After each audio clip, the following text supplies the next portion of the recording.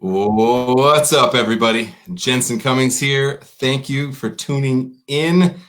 Great show, a show that is 20 years in the making for me personally. I'm very excited to have Anna Mule, who is the executive director of Slow Food USA based in Brooklyn, as well as Fabrizio Facchini, who is the chef owner of Cotto in New York City, as well as your bio has so many titles for you. Barney Truffles, Chef Alliance with Slow Food, and we'll get into a lot of it, I'm sure. So thank you both for coming to us live from New York. I appreciate you both being on the show.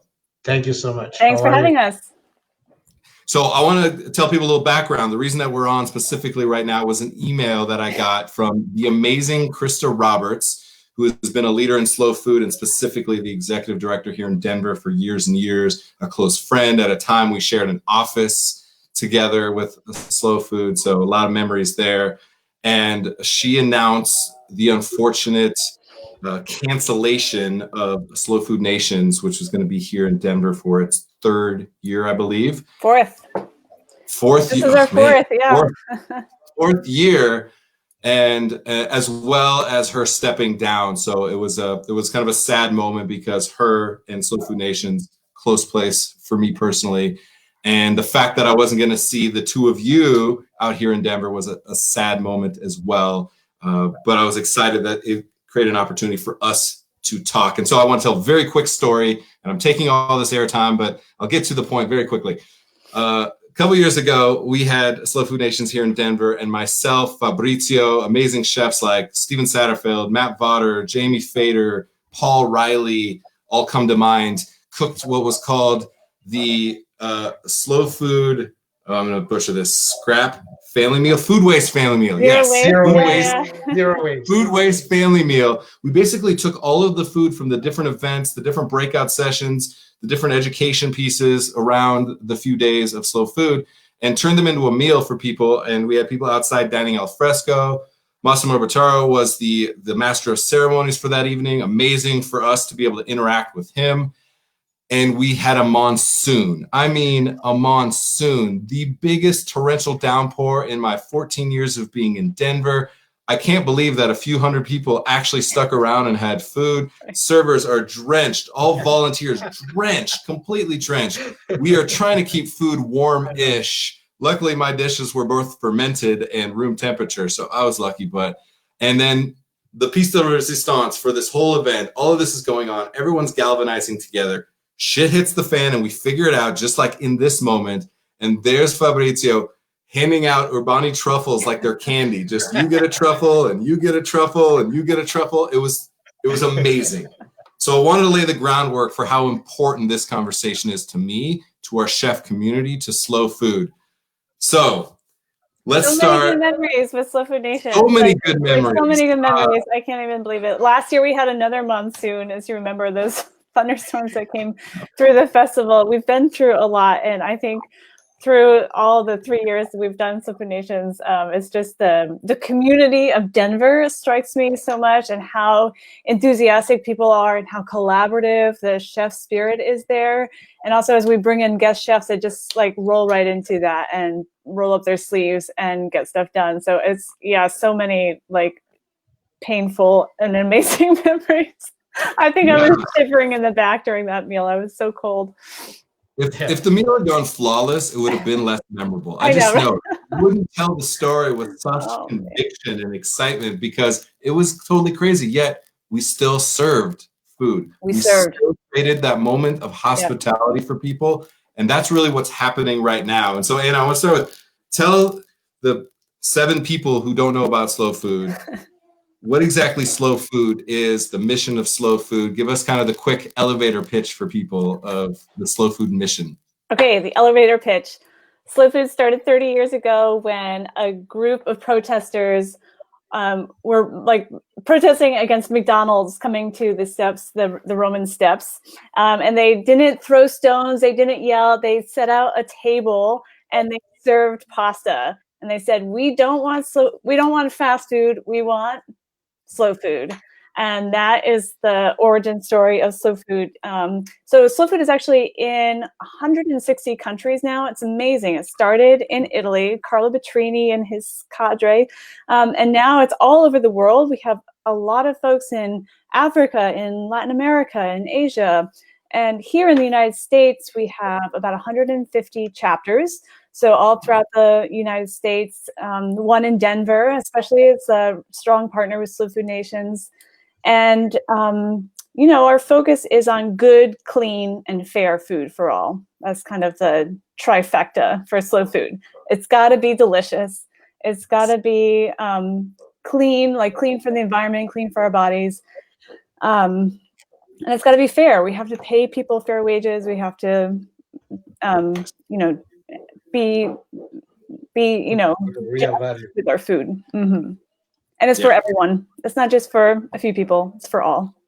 So good. And so for you, Fabrizio, Chef Alliance, kind of the cohort, the band of rebels of chefs out there that are trying to champion this mission, this message for you being an Italian and coming from where slow food is so a part of the DNA long before slow food was an organization. For you then being in New York, kind of the US hub and the food hub of this country and possibly the world. And then also just being a chef in the kitchen and like leading that movement and connecting with chefs like myself and coming out to Denver. And what does it mean to you to be a part of slow food as a chef? For us, the chef, I think that we are the people who communicate all the value of slow food, because we are in, I'm going to say front line.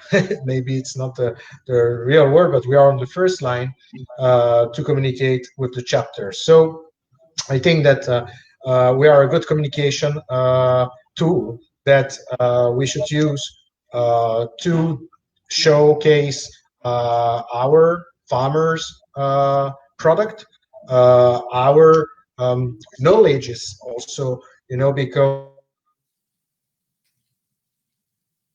about cheeses, for example, you know, cheese maker, so that naturally it's a knowledge that they so we have to explain this to the customer. We need to educate. I say that's the first thing that we do. It's an education. So we need to educate our customer, talking about chef, but also our people, our community. You know how they have to not to eat, not really, but to understand the product, to understand. You know, I see a lot of kids that they think that some vegetable come in the can. You know, there is no more any more value. They don't recognize it. This is a big problem. So we need to make them understand when it starts, okay? And the chef are there to give more value to the product, okay? But when you have a good product, it's very easy for the chef, because 90%, if you have a good if you have a good farmer who grow a nice product, 90% of the job is already made. Yeah, just get out of the way. You don't have to touch it too much, okay? So also that this is a very important role that we have. It's a mission that we have to educate people to also be responsible, because the chef must be responsible to avoid all the, I call it the standardization. So that's mean all the mass fishing, all the mass production of chicken, all the mass production of meat. You know, we have to be more responsible. Being more responsible, it's buying our product, sourcing our product, and you know, say no to the mass production. Okay, because this is the prime that mass production have a big impact. They have a big impact on our health, on the herd.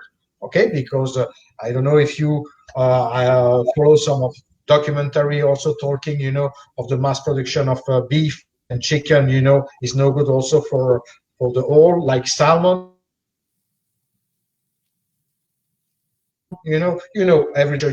everything of this, but most of the people doesn't understand all that. They go to Walmart and they see a piece of meat, they say it's a nice meat, it's a nice piece, but they don't understand what there is all behind, the big machine that there is behind. So the mission of the chef, it's also to have that rule to make understand that sometimes, and most of the time, it's better to buy locally. Okay, I know that not everything is possible to buy locally. Okay, Sure. but be responsible and try to know what you buy. So the chef have that rule, that mission also, to educate and to tell how to source the product. So, but we do many stuff. We have many programs that we do with chapters, also in New York, with Laura Luciano and the Slow Food New York State. We run the school garden also. That's a very nice program, because basically we have some that we give to a school district. We pay a farmer with that money to grow vegetables in the small garden of the school, and after chef go to cook and to show to the kids how to cook, to transform that product that they grow. So we have many programs like that. This is the best. We go back, like in Italy or in US. When 50, 60 years ago, we had the big supermarket. And everything was locally, and everything was handmade, homemade, house-made. I don't know how to say. Everything was most natural. So I see some people in my region in Italy. They live like 90, 95 years old. They never die. Younger people. Kidding. I'm not kidding. You see why? If they die, it's because they make an accident or something like that. But because they had, in that decade, they had better alimentation, better nutrition, because they were eating everything they produce around, or in. So they know what they give. When some people see the vegetable that they are ugly, is normal, because it's natural. There is no chemicals on it. Okay. Right. When the eggs from the chicken that is 10 different colors, it's beautiful, but the people are scared. Oh, what eggs are you giving me? They don't understand that it's natural, because that's so basically there's a whole education. So the chef, I'm pushing a lot, because we try to, since I wanted to a little bit put my idea in the Cook Alliance here in US. I wanted to have a model like we have in Italy. That it's a very model, but it's a long process also, and we have to make it step by step. But I think that one day it will be possible to have a kind of model and have more people involved. But we have also people that are not in the Cook Alliance, like I'm going to say like chef like Alex said, and they do this already.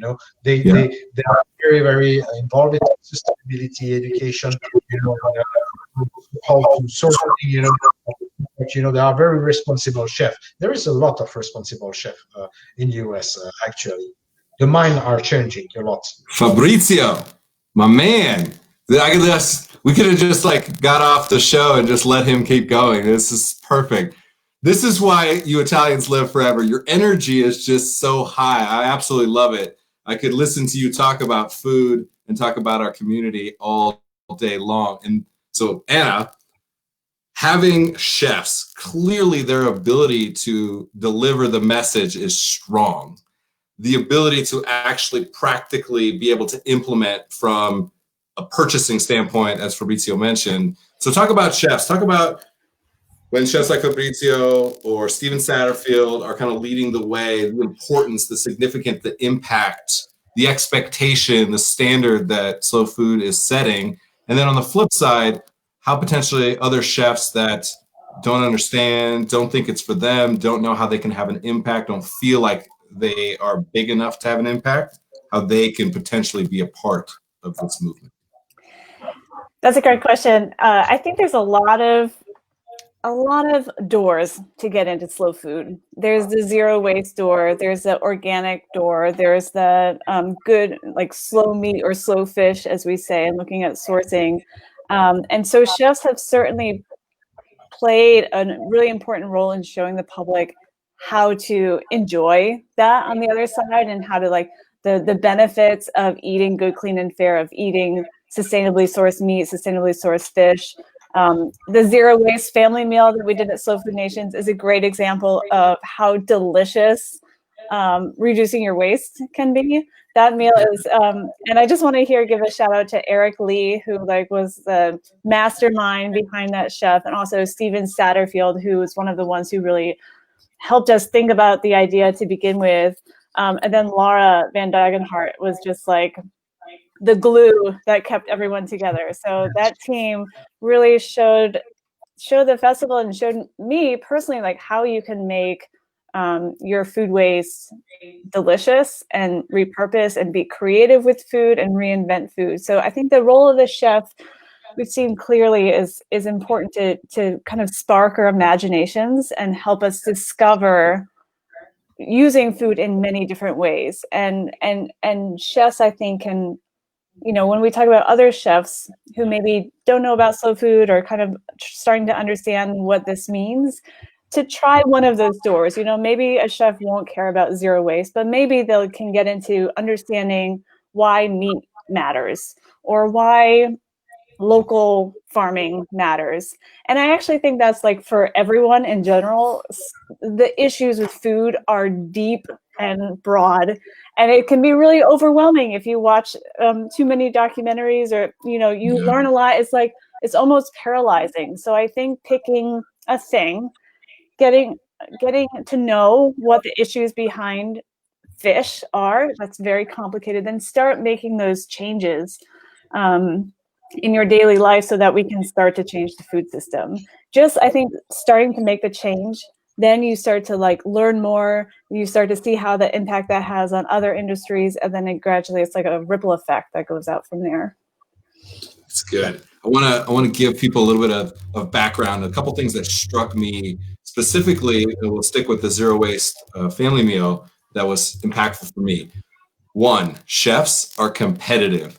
So when we have that kitchen and Eric Lee is moving around product and he's getting stuff from all over, and we're all trying to get our hands on some product, and all of a sudden you started bartering. I was like, hey, I'll trade you some of this cabbage for some of those radishes that you have. And then people are like, well, what are you going to do with those? I was like, that. And they're like, well, here's what I was thinking. It's like, ooh, yeah, that sounds better. You should do that. I'll take this other thing. And it was just really fun. The banter that it created was important. So that the competition within that, to be able to develop thoughtfully, was very clever in that.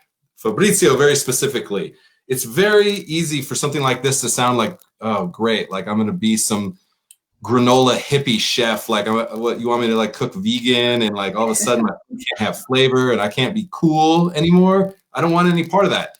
Well, that's not the case at all. What we did was really, really cool. And there's Fabrizio again, just shaving truffles on everything, like it's his job, which it kind of is his job. We get pounds of truffles. That you could hold both of those seeming contradictions and really make an impact. That you can have an ingredient like truffles and be curating a meal completely around food that would have gone in the trash. That is really important. So Fabrizio, how do you walk that line? Because you have a New York restaurant, you do lots of glitzy things, your food is beautiful and amazing, and at the same time, it's thoughtful. How do you balance those things? Give chefs an idea of that. But it's a little bit difficult to manage. It's the time. It's only the time that is missing, because the idea is not missing. Every day you have new idea, you have new concept to develop, for the job, new recipe to develop. And after, it's true that actually with the virus, everything was slowed down, but you concentrate also your mind to help people to do some other stuff. So basically, also here, I started, also a non-profit to help people, around the state and out of state, with my network of Italian and Italian American, brand product and everything. So, and some of my chef network, this is good. So basically we try to, and we do great, because in 1 month, a little bit more than 1 month of operation, we serve like 80,000 meals, so it's good. We are also raising money, because we need money for logistic, because the product, the food, is not a problem to find.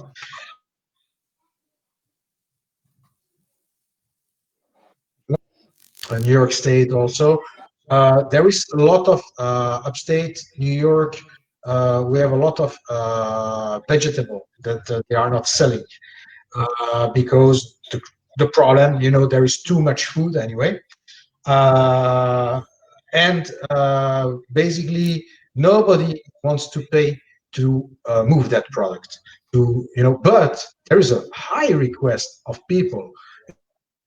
There is like, I don't know how many millions and in state of people who lost the job, doesn't have money actually, and some of them, yes, it's true, they get the unemployment, but some of them doesn't have the right to get the unemployment. So there's a lot of, so it's another time strange, that situation, that there is still a lot of money around, okay, but we don't have the capacity to move that money to give to that people. You know what I mean? This is so actually I'm raising, so I can have pallets and pallet of food from farmers, Italian brand, pasta, rice, but most of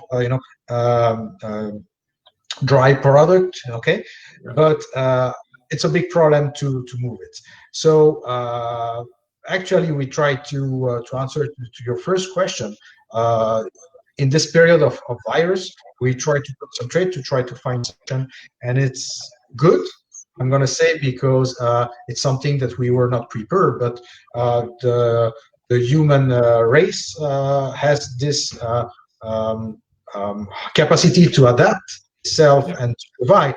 So, and also the good thing that I saw that there is a lot of helping from a lot of organization, and everybody is willing to work together and are very united. So there is not really competition. The target is the same for everybody. People try to help, the restaurants, because the restaurants, it's one of the big, actually is the big industry touch, with other industry, but restaurants is 20 million of people in US. It's a big industry. So, and we try to help, to collaborate, and to go everybody in the same. But like I say, it's still money and time, and you can do a lot of stuff. We have the same problem with slow food, and Anna know like me that raising money is not so simple, because particularly at today, everybody is raising money for everything. So it's crazy. So, but I think that it will be a big lesson for us, all that situation, that and the word changed. The word just changed. So the only thing that if I don't consider the collateral, because yes, that virus is killing people, but I think that the collateral damages are more and will be more important that people that they are killing actually, because it's going to kill also more longer in the time, because a lot of people get depressed, and it's causing a lot of problem. The only thing that virus did good, it's maybe slow the whole food world industry, the whole that big machine. And I think that it was something that the herd can breathe a little bit more. That it's only maybe, you were mentioning before we start that reset button that you have, in case I don't hear you anymore. I think that someone pushed on that reset button and it was a signal for us. I don't know, but sometimes, and it happened like that. And I think that actually we get that lesson. The government get that lesson. I saw that US particularly was very good also. I know that it's a period of election and all this stuff, so everybody wants to be the best, to to win. But I think that everybody is willing to help the people in need. So this is good. But my only sadness that I have regarding also this is, like I say, we still have a lot of product that we cannot move And we had, I mean, the farmers had to trash it. And this is a real, I just had the call yesterday with New York City, with the mayor office. A lot of people was on that call. And basically, they are searching the thousand of location who have the capacity to do 1,000 meal a day. So, and they are counting like they need like for some area like 15 or 20,000 for some small neighborhood a day. So imagine all the requests. It's Wow. The last data say that 60% of New York City population go to request every week food pantry or I don't know if the number are correct, but it's what I heard yesterday. So it's a lot, 60% of New York City population. That means that the impact was so big, so big. So they so and we can do more, we can do more, but we will need also to bring all that food that actually it's waste. And you remember when we did here with Massimo Bottura, we tried to, nothing was trash, and I don't know if you remember, he did also, that the Netflix show, but he's also he wrote the Bread is Gold, the book Bread is Gold. So all this, so all that recipes were made by him and also by chef who took old recipe, from grandmother and all this stuff, because in Italy we say we don't trash anything. If you eat the pork, you have to eat everything of the pork. You know what I mean? So nothing is trash. Okay. So, but we get that capacity also to reuse everything. Fabrizio, I think it's interesting what you say about I think you cut out for a minute. I was going to say it's interesting what you said about the reset button. I think that's this is an important moment for the food system as we see disruptions along so many chains, so many links in the food chain.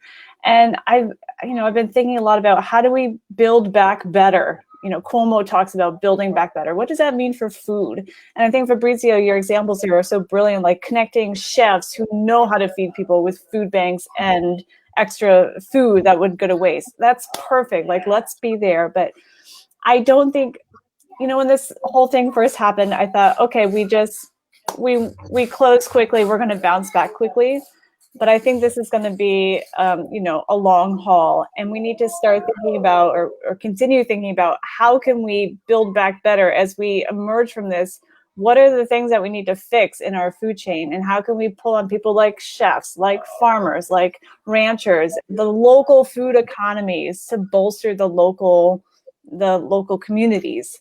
And I think that's one reason we set up this National Resilience Fund, we're calling it. So not relief, it's resilience. We need to build more resilience into our food systems, because this is not the last time something like this is going to happen. I hope I'm wrong, but climate change is a big problem. We have serious problems in our societies, and we need to build more resilient food systems. And I think that starts at the local and regional levels.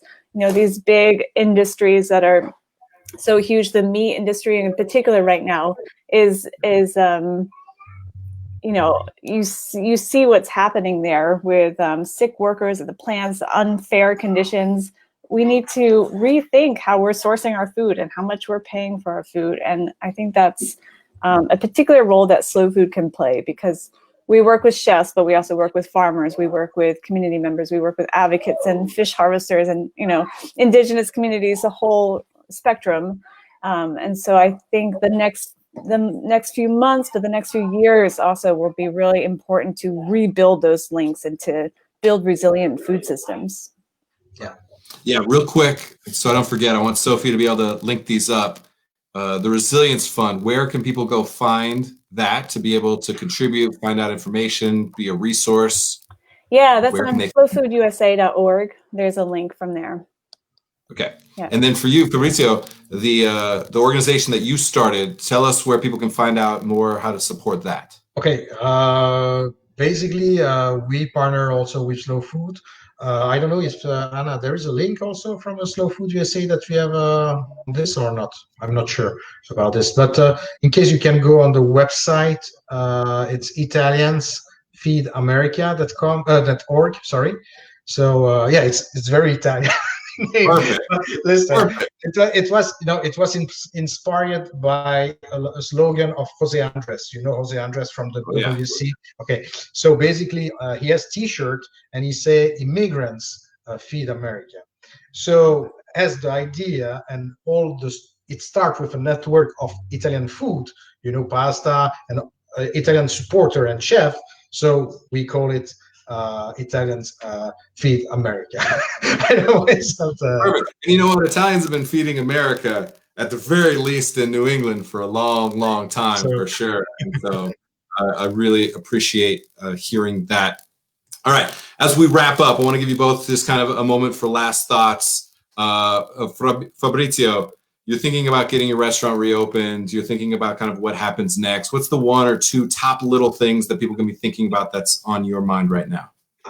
So I think that yes, I would like that the restaurant reopen, because not only because we need to work, but also because we have a lot of staff out of job actually. So this is the first thing, and but actually we have some plan with the state. So we know that we have different phase of reopening for New York. But we don't know exactly, because the number of the pandemic are going down, also the number of deaths, but we don't know. We're not sure about that reopening. So for me, my estimation, for me personally, we are in a hotel. We depend also of the brand of the hotel, if they are going to reopen or not.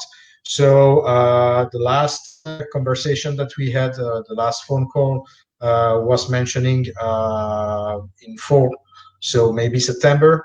So, I'm gonna maybe reopen, like, only the delivery, and to go and develop, like, focus on this for 2 or 3 months, and after reopen the restaurant. But I'm gonna tell you, the problem, and particularly in New York City, the rent are very expensive. So reducing the seating, reducing the sales, reducing the services, if the landlord doesn't help the restaurant people, the restaurant industry, the restaurant owners, the chef, it's not going to work. Because if you have a restaurant with a 50,000 rent per month, and you were doing 100 seats per round, like 200 people or 300 people per day, and now you're going to reduce this to 90 people, it will not be possible to pay that rent. So the landlord, a lot of coalition actually are working on this. James Beer also work on this. There is an organization trying to make some deal and have some act to pass that, kind of a law. It will be, we fight to get a percentage rent. So this is something that between 1% to 8% for maybe 1 or 2 years, because the other problem is that if we don't find a medicinal, or if we don't find vaccination, and either we find a vaccination, it must be tested. So we are going to be conditioned by that virus for at least 18 to 24 months still. So the impact is, on the time. So, but we will reinvent us. The world is going to change. There is many ideas, so we will make it. But everybody must work together. Yeah, humans in hospitality, we always find a way to adapt, for sure. And I'm very interested to see how truffles travel in delivery to go food. And for you want me to send you truffle? As you're thinking about this moment, and kind of, one last thought for you, the opportunity or the challenge that you see, the call to action that you have, what's that for you right now? So we've seen a real resurgence on individuals and families being interested in cooking at home and learning, like, how to do slow food. So we started this Slow Food Live series, which has been a lot of fun. Fabrizio and his daughter we're on our series making pizza dough, learn how to make pizza dough at home. And so that's been a fun focus of ours, a Skillshare series to bring slow food into homes and kitchens. And it's not just cooking, it's also like planting and composting and soil. So it's been fun.